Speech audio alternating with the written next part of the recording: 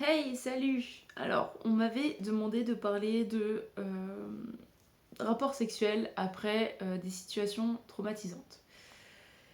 Je l'avais pas encore faite cette vidéo parce que je trouve quand même que le sujet est vachement délicat, d'autant plus que voilà, j'ai été concernée plusieurs fois par la chose.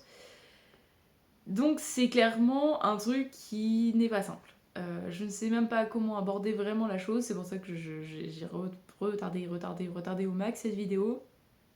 Euh,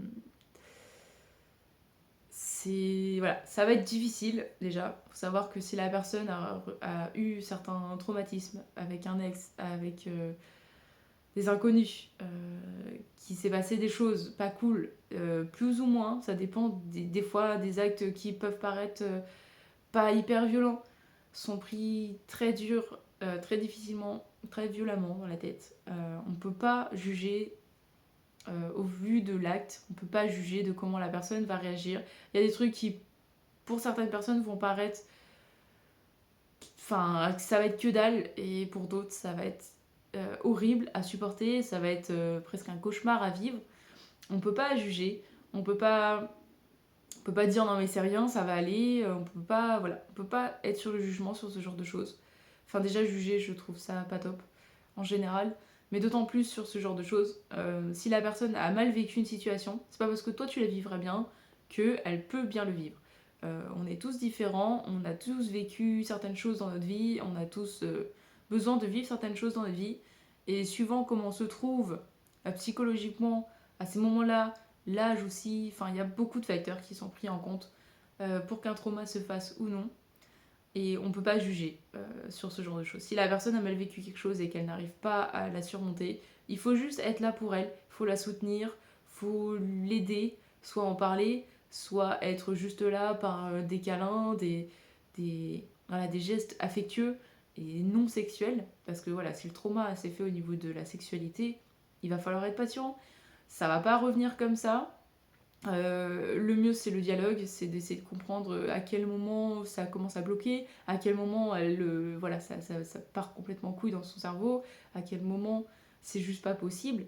Moi, je sais qu'il y a des actes que je ne pourrais jamais faire juste parce que ça va me relater à ce moment-là et je vais pas bien le vivre du tout et je risque voilà, de psychologiquement très très mal euh, repartir derrière. Donc, pour pas prendre de risques, on le fait pas. C'est plus simple. Donc voilà, après si ça vient au niveau du vagin, au niveau des actes assez quand même, on va dire, habituels, c'est vrai que c'est beaucoup plus simple, enfin beaucoup plus difficile du coup de passer outre le trauma. Il va falloir être très très très patient. Le mieux c'est quand même une thérapie, je pense. Enfin, un psychiatre, pas psychologue, un psychiatre. Ils sont quand même vachement. Enfin voilà, ils ont fait les études pour. Je trouve qu'au niveau des problèmes liés à la sexualité, le psychiatre est plus adéquate que le psychologue. En fait, c'est vraiment au niveau du cerveau, c'est un trauma. Le psychologue, il va te faire parler, ça va te faire du bien, ça va t'aider, c'est sûr. Mais il va pas, pour moi, il va pas débloquer ce qu'il faut débloquer dans le cerveau. Le psychiatre est plus à même de pouvoir le faire.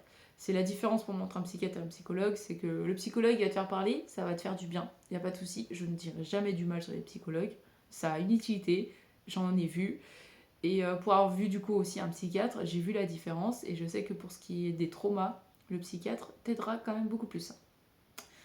Donc voilà, à part être patient, communiquer, essayer de comprendre, de se mettre à la place de l'autre, de ne vraiment pas forcer, mais vraiment pas du tout, être au maximum à l'écoute de la personne. Si tu commences à faire quelque chose, que tu vois qu'il y a un truc qui gêne, t'arrêtes. Tu cherches même pas plus loin, tu t'arrêtes. Tu analyses, tu prends le temps, c'est tout. Il n'y a rien d'autre à faire, ça va être vraiment très long. Il y a des choses pour lesquelles c'est plus long, il y a des choses pour lesquelles ça va être plus facile à gérer pour la personne. Mais voilà, le mieux c'est toujours d'en parler, d'essayer de comprendre. Et je pense que vraiment de se mettre à la place de l'autre, c'est ce qu'il y a de mieux à faire. Et voilà, je ne peux pas donner plus de conseils que ça. De toute façon, chaque trauma est différent, chaque personne est différente.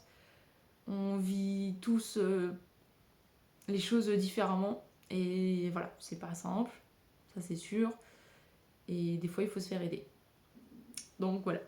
Sur ce, je vous souhaite une bonne journée, des bisous et puis à la prochaine.